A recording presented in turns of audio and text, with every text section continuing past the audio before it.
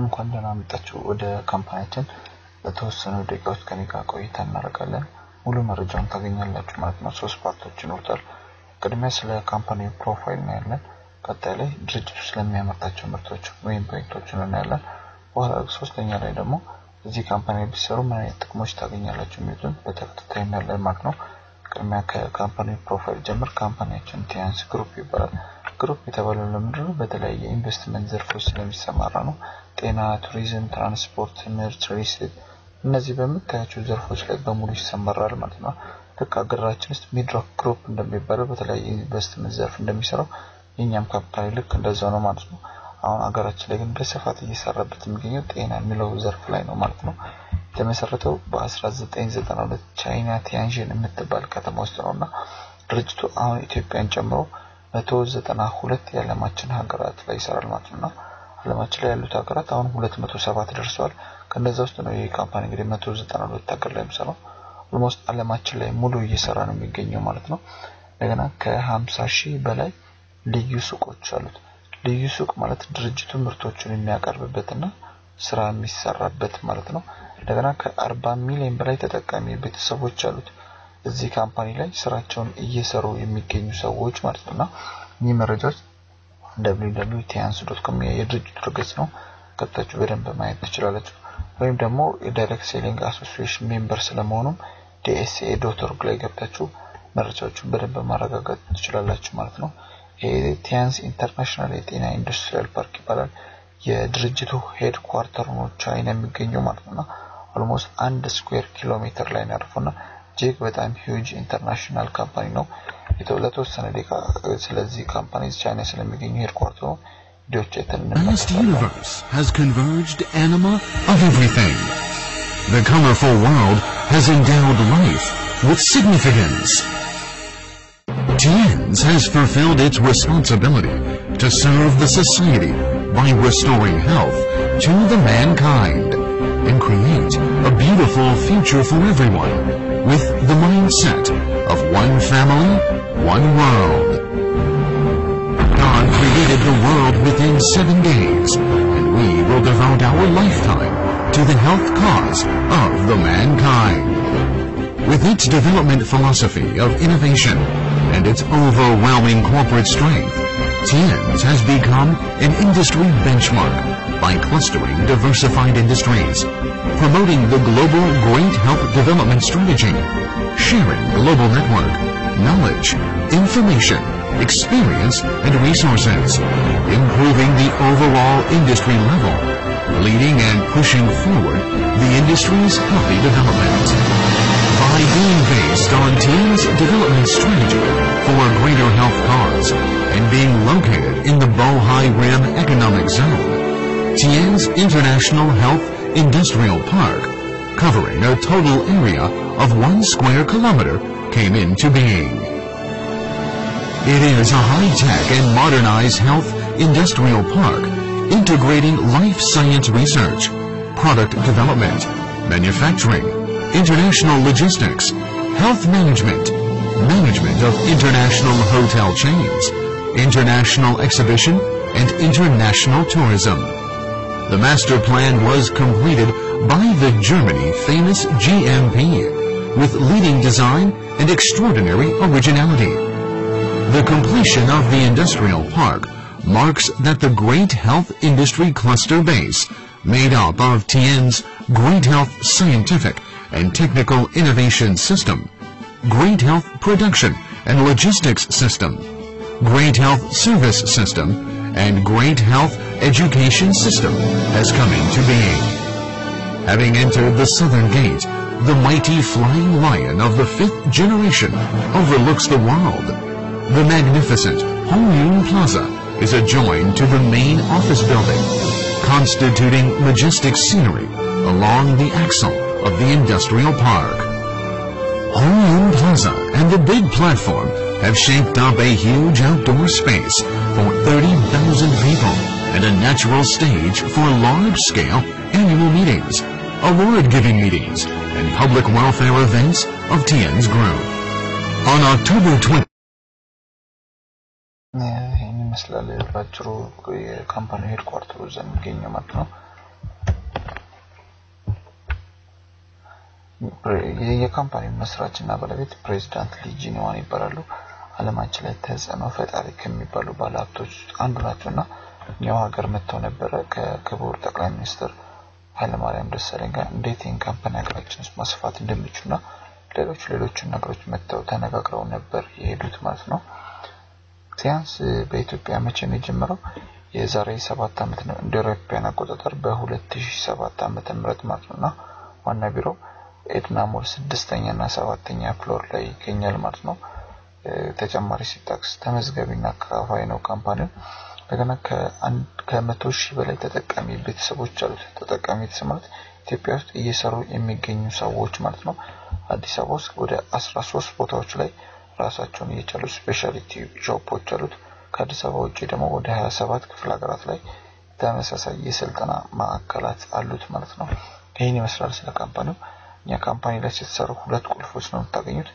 አንድ የጤና አንድ የሀብት ማለት ነውና ያው የትኛውም ካምፓኒ መገለጫዎች እንዳሉት ሁሉ ለምሳሌ አንድ ሹራብ የሚያመርት ካምፓኒ ፌድ ማይረግ ማይነጫጭ ቶሎ ማይረግ በብዙ ምንስ ሊገለጽ ይችላልና ይህም ካምፓኒ የሚያመርታቸው ምርቶች ጤና ላይ ረዳት ስለሆኑ ነው የጤና ቁልፍ የሚኖረው። በቢዝነሱም ሲሰማራ ያው የሀብት ቁልፍ ይኖራል ማለት ነው። ጤና ከሌለ ያው ሀብት ትርጉም ስለሌለው ከጤናው ፓርት ላይ ጀምር አንድ ሰው ጤነኛ ነው የሚባለው በዓለም ጤና ድርጅት መረጃ መሰረት አካላዊ ማህበረሰባዊና አእምሮአዊ ጤነኛ መሆን መቻል አለበት ማለት ነው። አካላዊ ማለት በቀን 30 ደቂቃ ስፖርት እንቅስቃሴ የሚሰራ የተመጣጠነ እንቅልፍ የሚያገኝና የተመጣጠነ ምግብ የሚመገብ እና የማይጨነቅ ፍሬ ጭንቅላት ሲኖረው ማለት ነውና እነዚህ ነገሮች ሲያሟላ አንድ ሰው አካላዊ ጤነኛ ነው የሚባለው። ማህበረሰባዊ ከህብረተሰቡ ጋር ጥሩ ግንኙነት ሲኖረን ነው። አእምሮአዊ ደግሞ ጥሩ ሐሳቢ ጭንቅላት ሲኖረን ማለት ነው። በመረጃ መሰረት ሶስቱንም አሟልተው የሚገኙት የዓለማችን 5% ብቻ ናቸው ጤነኛ ሆነው የተገኙት። የሚገርመው ከነዚህ ውስጥ ደግሞ ኦልሞስት 68% ያሉ ህፃናት ናቸው ማለት ነው። 20%ዎቹ ታማው ሐኪም ቤት ትሪት እየተደረጉ የሚገኙ ለምሳሌ ጨጓራ አለብህ እንደዚህ ስኳር ምናምን ተብሎ እየታከሙ የሚገኙ ማለት ነው። 75% ደግሞ ከፊል ጤነኛ ከፊል በሽተኛ የምንላቸው ማለት ነው። ለምሳሌ በቀላሉ ስለ ራሴ ብነግራችሁ ሌላው ቀርቶ ፊዚካል ኤክሰርሳይዝ ስፖርት እንቅስቃሴ አልሰራም ማለት ነው። ስለዚህ ስፖርት እንቅስቃሴ ማልሰራ ከሆነ አካላዊ ጤነኛ አይደለም ማለት ነው። አካላዊ አጉድዬ ደግሞ ሙሉ በሙሉ ጤነኛ ነኝ ማለት አልችልም። ለምን? ከሶስቱም አንዱን አጉድዬ ጤነኞች መግባት ስለማልችል ማለት ነውና most probably አብዛኞቻችን ኦልሞስት የአፍሪካ 99% ህዝብ የሚገኘው ከፊል በሽተኛ የሚለው ውስጥ ነው ማለት ነውና ከፊል በሽተኛ እንድንሆን የሚያጋልጡ ብዙ ፋክተሮች አሉ። ለምሳሌ አመጋገብ ልምዳችን አለ።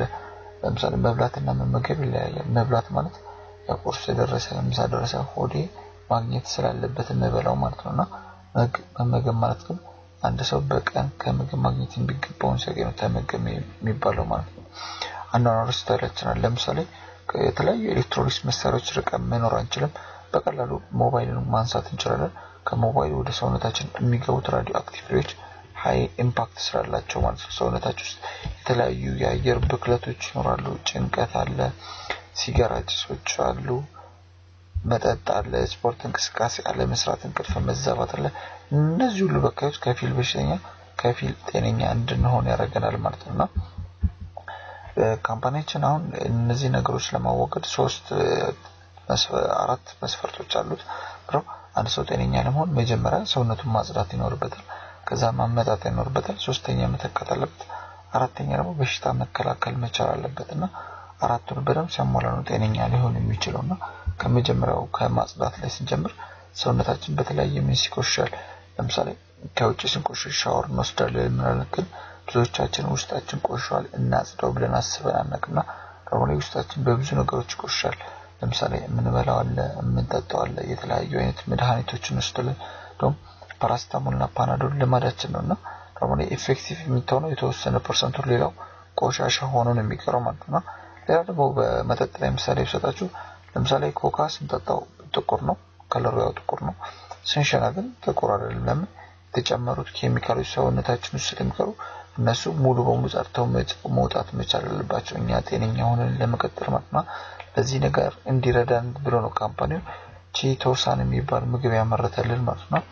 ቺቶሳን ከምድር የተዘጋጀው ዲፕ ውቅያኖስ ውስጥ የሚኖር ፕራም የሚባል አሳ አለ። ከክንፉ ላይ ቺቲን የምትባለው ንጥረ ነገር ነው ኤክስትራክት አድርጎ ቺቶሳን ያቀረበልን ማለት ነው። ኖርማሊ ቺቶሳን እንዴት ነው የሚያጸዳው? ሰውነታችን ውስጥ ያሉት ቆሻሾች እንዳለ ኔጌቲቭሊ ቻርጅድ ናቸው። ቺቶሳን ማለት ነው ከእንስሳ የምናገኘው ብቸኛው ፖዚቲቭሊ ቻርጅድ ምግብ ነው ማለት ነው። ያው ድሮን ፊዚክስ እንደተማርነው ፖዚቲቭ ኔጌቲቭ ሲገናኝ ኒውትራላይዝ ያደርገ ሙሉ በሙሉ የሰውነታችንን ቆሻሾች ያጸዳል ማለት ነው። እኚህ የሰውነታችን ቆሻሾች እንድናጸዳ የተዘጋጀ ነው። ልክ ሰውነታችን ካጸዳን በኋላ ምን ይኖርብናል? ማመጣጠን ይኖርብናል ማለት ነው። ሰውነታችን ተመጣጥነው መገኘት ከሚገባቸው ንጥረ ነገሮች አንዱ ካልሲየም ነው። ካልሲየም ያው እንደምናውቀው 99% አጥንትና ጥርስ ላይ ነው የሚገኘው። 1% ናት ደማችን ላይ የምትገኘውና ያቺን 1% ግን ከምንበላውና ከምንጠጣው ግዴታ ማሟላት ይኖርብናል ማለት ነው። ለምሳሌ ካልሲየም ውሃ ውስጥ ይኖራል፣ ወተት ውስጥ አለ፣ ጎመን ብዙ ምግቦች ውስጥ አለ። ግን በቀን እኔ የሚያስፈልገው ያቺን ደማችን የምትፈልገው 1% ካልሲየም ለማግኘት እኔ በጎመን ተካዋለሁ ካላችሁ አማካኝ ከ9 እስከ 12 ኪሎ ቀቅለን መብላት ይኖርብናል ማለት ነው። እሱንም እናርግ ብንል አይቻልም። በወተት ወተት ከፍተኛ ካልሲየም መጠን ያለው ከ5 እስከ 6 ኩባያ ወተት መጠጣት ይኖርብናል። ግን ይሄን ወተት እንኳን ብናገኝ ብዙዎቻችን እናከራየዋለን እንጂ አንጠጣውም ለገቢ ስንል ማለት ነው።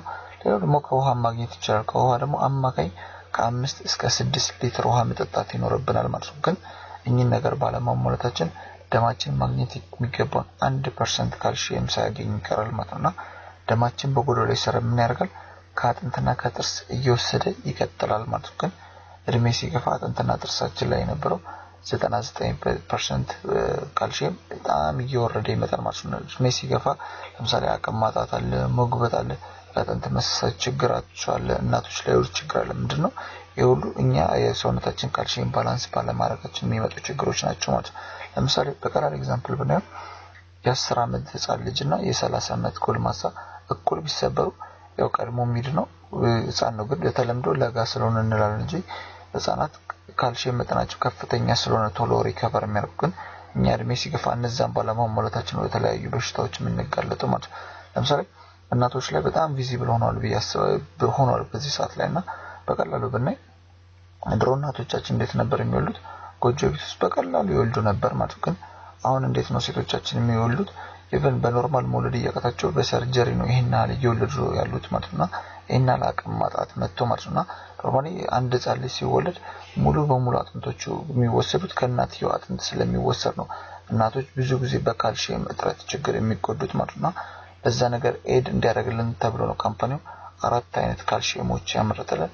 ካልሲየም ለማንኛውም ሰው ተብሎ የተዘጋጀ ምርት ነው፣ የትኛውም ሰው እንዲጠቀመው ተብሎ ማለት ነው። ካልሲየም ደግሞ ስኳር መሰጠው የታወቀ ስኳር የበዛበት ምግብ አይመገቡም።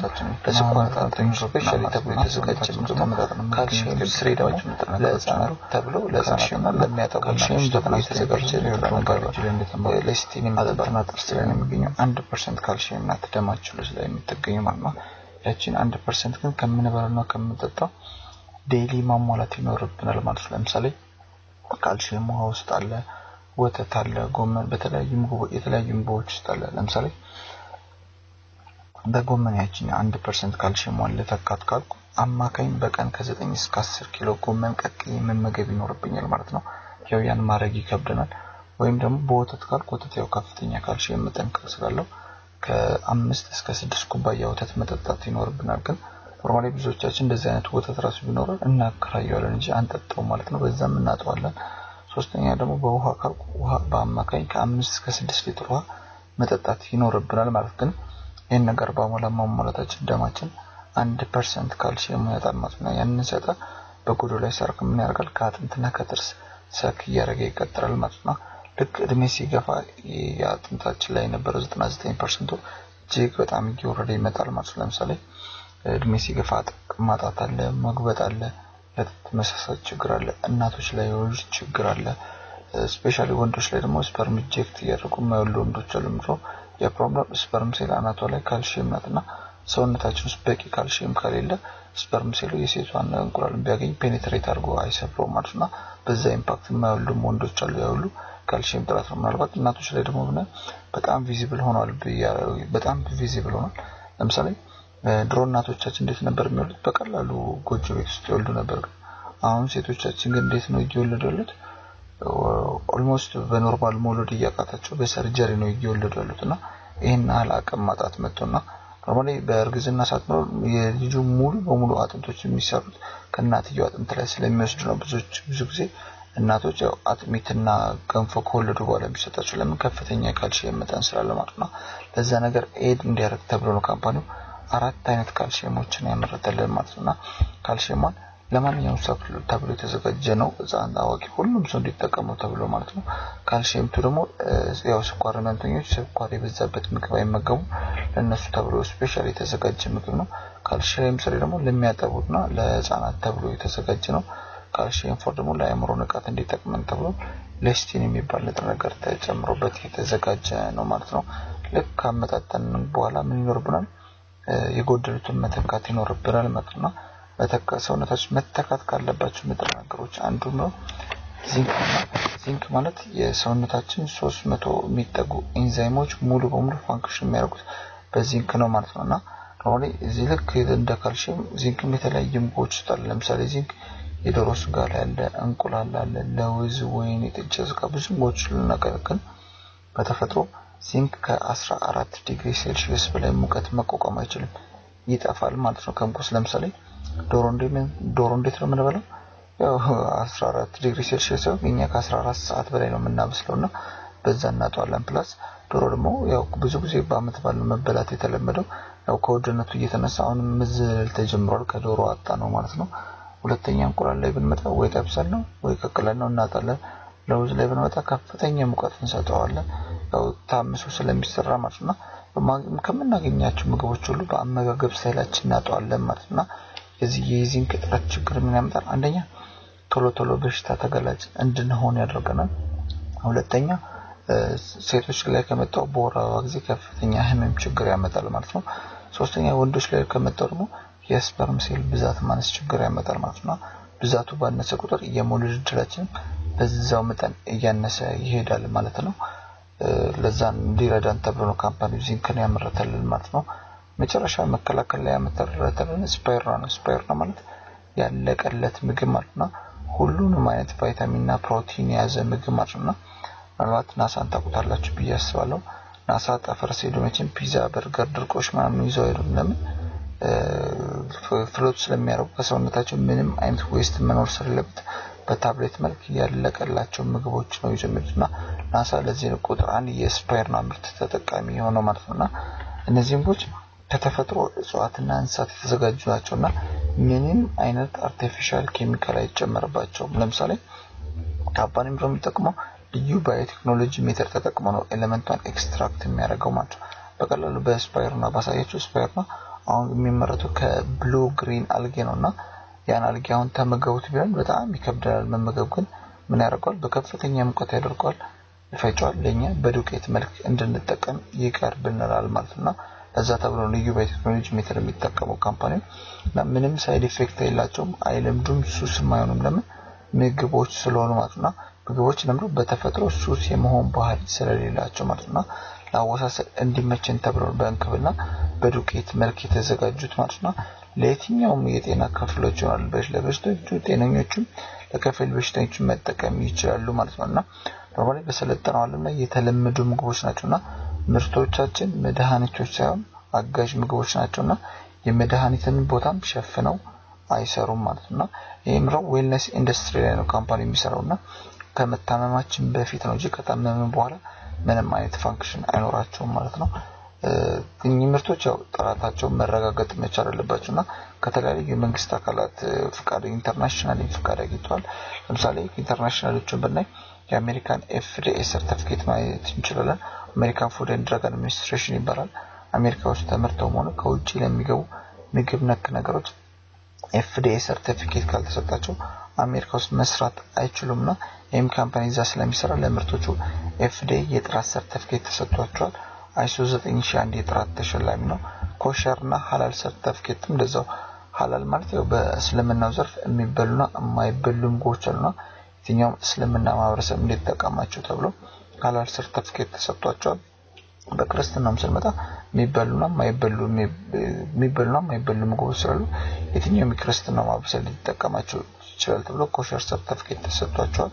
የተባበሩት መንግስታትና ናሳ የዚህ ካምፓኒ ቁጥር 1 የምርቱ ተጠቃሚዎች ናቸው ማለት ነው።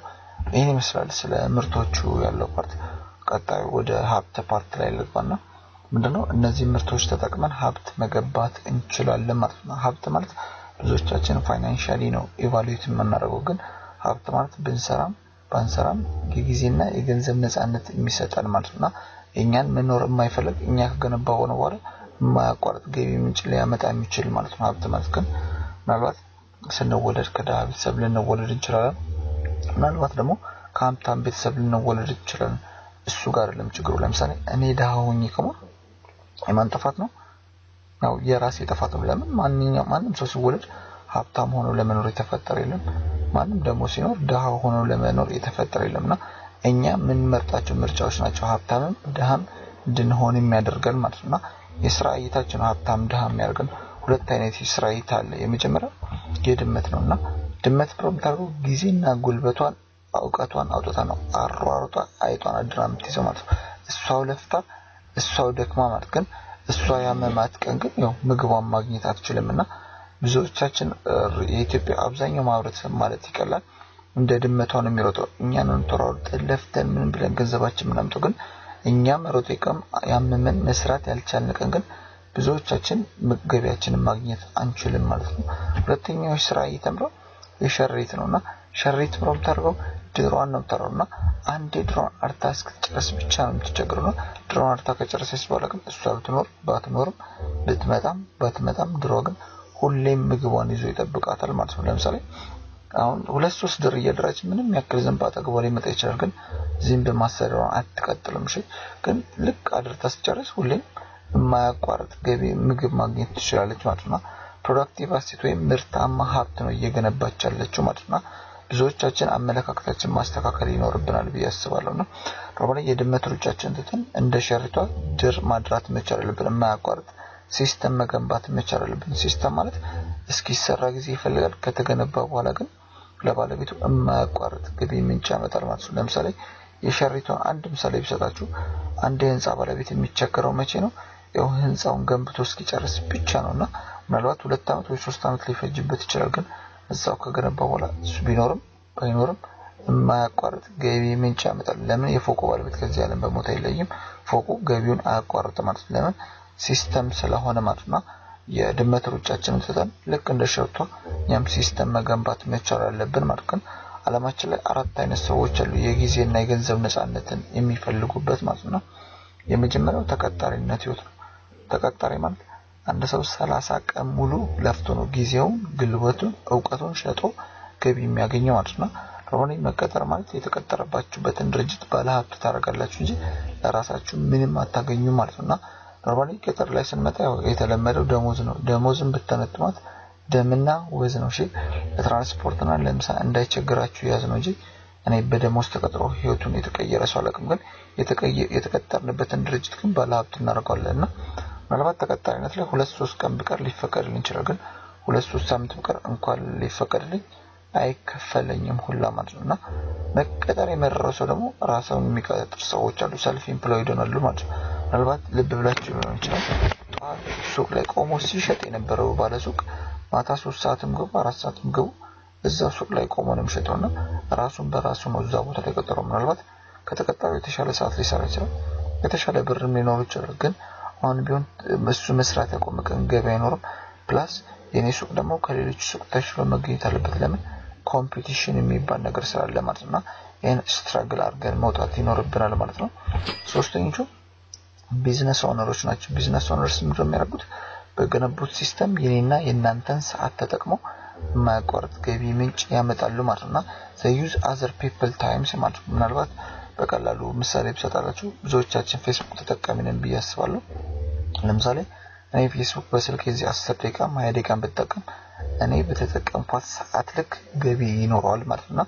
ያው ፌስቡክ የምጠቀም መቼም ፌስቡክ ባለቤት ገቢ ማግኘት አለበት ብዬ አይደለም፣ ያው ለራሴ ስለምጠቀሙ ግን እኔ በተጠቀምኳት ሰዓት ልክ ገቢ ያለው ማለት ነውና ምናልባት ዓለማችን ላይ ስንት ሚሊዮን ህዝብ አለ ፌስቡክን የሚጠቀም ማለት ነው። ያ ሁሉ ሰው በተጠቀመ ቁጥር የማያቋርጥ ገቢ ምንጭ ያመጣል ማለት ነው። ግን ፌስቡክ ባንድ አልተፈጠረምና ሚኒመም ከአመት ከ4 ወር በላይ ፈጅቶበታልና ያን ከፈጠረው በኋላ ግን የማያቋርጥ ገቢ ምንጭ የኔና አንተን ሰዓት ገዝቶ በፈጠረው ሲስተም የማያቋርጥ ገቢ ምንጭ ያገኛል ማለት ነው። ሌላ ምሳሌ ብሰጣችሁ ማለት ደራሲ ሐዲስ ዓለማየሁ እናውቃቸዋለን ብዬ አስባለሁ። ያው ፍቅር እስከ መቃብር መጽሐፍ የዛሬ 20 ዓመታት አካባቢ የታተመ መጽሐፍ ነውና እሳቸው ደራሲው ከዚህ ዓለም በሞት ተለይቷል። አሁንም ግን ፍቅር እስከ መቃብር ታትሞ እየተሸጠ ነው ያለውና ሐዲስ ዓለማየሁ መቼ ነው የተቸገሩት? አንዴ ድርሰቱን ደርሰው አትሞ እስኪወጡ ብቻ ነው ግን የእሳቸው ልፋት የጠየቁ ግን እሳቸው ቢኖሩም ባይኖሩም የማያቋርጥ ገቢ ምንጭ ያመጣላቸዋል ማለት ነው። ሲስተም ልክ እንደዚህ ነው። ሲስተም እስኪገነባ ነው ጊዜ የሚፈልገው። ከተገነባው በኋላ ግን የማያቋርጥ ገቢ ምንጭ ያመጣል ማለት ነው። ለምሳሌ አንድ የG+5 ፎቅ ባለቤት ለምሳሌ ብሰጣችሁ ያው የሚቸገረው በቃ 2-3 አመት ነው ያቺን ህንጻ ገንብቶ እስኪጨርሰው ብቻ ነውና ገንብቶ ከጨረሰ በኋላ ግን ባለቤቱ መጣ አለመጣ የማያቋርጥ ገቢ ምንጭ እኔ ለምሳሌ የማያቋርጥ ገቢ ምንጭ ያገኛል ማለት ነው። ለምሳሌ እኔ አንድ ቢሮ ብከራይ እዛ ፎቅ ውስጥ መከራየው የፎቁ ባለቤት ብር ማግኘት ስላለበት ሳይሆን እኔ ሰርቼ ገቢ ማግኘት ስላለብኝ ነው። ግን በገነባው ህንጻ በቀን 8 ሰዓት ገዝቶ የማያቋርጥ ገቢ ምንጭ ያገኛል ማለት ነው። ቢዝነስ ኦነርስ እንደዛ ናቸው። አራተኞቹ ደግሞ ኢንቨስተር ናቸው። ኢንቨስተር ማለት ያወጡት ገንዘብ ሁሌም የተሻለ ገንዘብ ይዞላቸው ይመጣል ማለት ነው። ለምን? ገንዘብ ስላላቸው ማለት ነውና ቢዝነስ ኦነርስ የሰሩትን ሲስተም የመግዛት አቅም ያላቸው ናቸው ኢንቨስተር ማለት ነው። ኖርማሊ ዳታውን ብናየው የዓለማችን 95% ህዝብ የሚገኘው ተቀጣሪና ራሱን ቀጥሮ የሚያሰራ ነው። ግን የሚያንቀሳቅሱት የዓለማችን 5% ሀብት ብቻ ነው። እንግዲህ የዓለማችን 95% ህዝብ ሆነ ማለት ነው። የዓለማችን 5% ህዝብ ብቻ ናቸው ቢዝነስ ኦነርስ ኤንድ ኢንቨስተርስ። ግን የሚያንቀሳቅሱት ገንዘብ የዓለማችን 95% ሀብት ነው ማለት ነው። ኖርማሊ ምንም የተለየ ተፈጥሮ ከፍሏቸው አይደለም። ግን አመለካከታቸው ተቀጣሪና ራሱን ቀጥሮ የሚያሰራ ልክ እንደ ድመቷን የሚያስቡ ስለዚህ ሩጫቸው እንደ ድመቷ ስለሆነ ገቢያቸውን በዛው መጠን ያንሳል ማለት ነው። ቢዝነስ ባለቤትና ኢንቨስተር ግን የሥራ እይታቸው ልክ እንደ ሸሪቷ ስለሆነ ሲስተም ስለሚገነቡ ሲስተማቸው ገንዘብ ስለሚያመጣቸው ሁሌም ከኛ የተሻለ ደረጃ ላይ የሚገኙት ማለት ነው። አሁን የቱን ነው የተሻለ ላይፍ ለማግኘት ኖርማሊ ተቀጥረን የተለየ ነገር አይኖርም። ራሳችንም ቀጥረን ምንም የተለየ ነገር ማግኘት አንችልም። ምርጡ አማራጭ ኢንቨስተር መሆን ነው። ግን ኢንቨስተር ዛሬ ተነስቼ ብር በሚሊዮኖች የሚቆጠሩ ገንዘቦች ሊኖር ይገባል። ኢንቨስትመንት ከባድ ስለሆነ ማለት ነው። ግን ለምሳሌ ቢዝነስ ኦነር መሆን ይችላል። ለምሳሌ አንዱ ፌስቡክ መፍጠር ሊሆን ይችላል ወይም ደግሞ እንደ ሐዲስ ዓለማየሁ መጽሐፎች መድረስ ሊሆን ይችላል ወይም ደግሞ እንደዛ ባለቤት ህንጻ መገንባት ሊሆን ይችላል። ግን ምን አለ እነዚህ ጋር አንደኛ ከፍተኛ ታለንት ሊኖርኝ ይገባል። ምናልባት ፌስቡክን ዛሬ ተነስቼ ልፍጠር ታለንት ከሌለኝ ምንም የምፈጥረው ነገር አይኖርም። እንደ ሐዲስ ዓለማየሁ መጽሐፍ ብል ዕውቀቱ ሊኖርኝ ይገባል። ደግሞ ህንጻም ለገንባም ብል እንደዛው ከፍተኛ ካፒታል ሊጠበቅብኛል ማለት ነው። ግን እዚህ ጋር ምርጥ አማራጭ አለ። ሁላችንም እየሰራ ነው የምንገኘው። ተማረው ያልተማረው ትንሽ ትልቅ ሁሉም ሰው ማለት ነው። ዳይሬክት ሴሊንግ ወይም ቀጥተኛ ሽያጭ የሚባለው ኢንዱስትሪ ማለት ነው። ምንም አይነት ካፒታል አይፈልግም፣ ምንም አይነት ዕውቀት አይጠይቅም፣ ምንም አይነት ኮምፒቲሽን የለውም ማለት ነው። ከራሳችን ጋር ለራሳችን ስለምንሰራው ስራው ማለት ነው። ግን ሁለት አይነት ማርኬቲንግ ሲስተም ነው ዓለማችን ላይ የሚገኘው። የመጀመሪያው ዘልማድ ነው። ዘልማድ ማለት አንድ ፋብሪካ ያመርታል፣ አስመጭና ላኪ ያለ አገር ውስጥ አከፋይ፣ ቸርቻሪ፣ ሱቅ እያለ እኛ ጋር ይደርሳል ማለት ነው። የዚህ ሲስተም ትልቁ ችግሩ ምንድነው? ከፋብሪካ በወጣበት ዋጋ አይደለም ተጠቃሚ ጋር የሚደርሰው። ለምን? ከፍተኛ ዋጋ ንረት ሁሉም የየራሱን ትርፍ ስለሚጨምርበት ማለት ነው። ለምሳሌ በቀላሉ ምሳሌ ብሰጣችሁ ኬንያ ቢክን ብናይ ቢክን አገራችን ውስጥ የሚያስመጣው ድርጅት አንዷን ኬንያ ቢክ ከፋብሪካ የሚገዛው 0.16 ሳንቲም ነው። ግን እኛ ሱቅ አንድ ኬንያ ቢክ ስንት ነው የምንገዛው? ያው ብዙ ጊዜ 3 ብርና 3.50 ነው። እንግዲህ 16 ሳንቲም ወጥቶ ከፋብሪካው እኛ ጋር ግን የሚደርሰው 3 ብር ወይ 3.50 ነው ማለት ነውና ልክ አንደኛ ትልቁ ችግር የከፍተኛ ዋጋ ንረት ነው። ሁለተኛ ደግሞ ፎርጅድ ለምሳሌ ቢክን እንደገዛን መቼም ብቅ አድርገን ኪሳችን ከተን አንደም ጫፋን ቢክ የምትለውን እናያታለን፣ ሚዲንከን እናያለን፣ እናገላብጣለን ወዲያው እንዲ ለምን ፎርጅድ ስለሚሰራ ማለት ነው። ሁለተኛ ደግሞ ተአማኒ ያልሆነ ማስታወቂያ ነው የሚሰራው ማለት ነው። ቅድሚያ ይከፈላል ለሚያስተዋውቁበት፣ ከዛ ለተከፈላቸው ብር ያስተዋውቃሉ ያልተጠቀሙት ምርት ማለት ነው። ተጠቃሚው ግን አስተዋውቆ አይከፈለው። ለምሳሌ አሪፍ ቡና ልጠጣብል ለምሳሌ አሁን አዲስ አበባ ላይ ተለመደው ቡና አሪፍ ልጠጣብል ብዙ ሰው ሪኮመንድ የሚያደርገኝ ካልዲስ ሄደ ጠጣ ነው የሚለው። ለምን? ካርሊስ የተለመደ ኮፊ ስለሆነ ማለት ነው ኖርማሊ ብዙ ሰው የወደደውን ነገር ማስተዋወቅ በጣም ይወዳል በቀላል ኤግዛምፕል ባሳያችሁ ደግሞ ብዙዎቻችን ጋር የማይጠፋው የሆነ ምግብ ቤት በልተን ምግብ ተጠቅመን ወጥተን ተመችቶን ዋው ደስ ሲል ምናምን ብሎ ነው ጓደኛችን ምሳ እንብላ ሲል እዛ ምግብ ቤት ሄደን ልምላ ምግባችን በጣም አሪፍ ነው ለምን ይበቃል ተመችቶን ስለነበረ ማለት ነው ጓደኛዬ የሚሰማኝና የዶዛው ምግብ ቤት ይተቀማል ማለት ነውና ኖርማሊ እኔ ስላስተዋወቁት ጭራሽ ተጠቃሚ ሁሉ እየላኩለት ነው ግን ምግብ ቤቱ መቼም ያው በነፃና ብሎ የማያውቅም ሊልም አይችልም ወደፊት ማለት ነው ነፃ ማስታወቂያ ስለምንሰራ ማለት ነው ስለማን ግብይት ይመስላል ሁለተኛው ቀጥተኛ ሽያጭ የሚባለው ኢንዱስትሪ ማለት ነው ምንም አይነት ፎርጅድ አይኖርም ምንም አይነት ዋጋ ንረት አይኖርም ለምን ፋብሪካው ቀጥታ ለተጠቃሚው ስለሚያከፋፍል ማለት ነው ለምሳሌ የኛ ካምፓኒ ምንድነው የሚያደርገው ምርቶቹ ከፋብሪካ ከተመረቱ በኋላ የድርጅቱ ልዩ ሱቆች ውስጥ ነው የሚገቡት እኔና እናንተ ተጠቃሚዎች ናቸው ምርቶቹን የምንገዛው ማለት ነው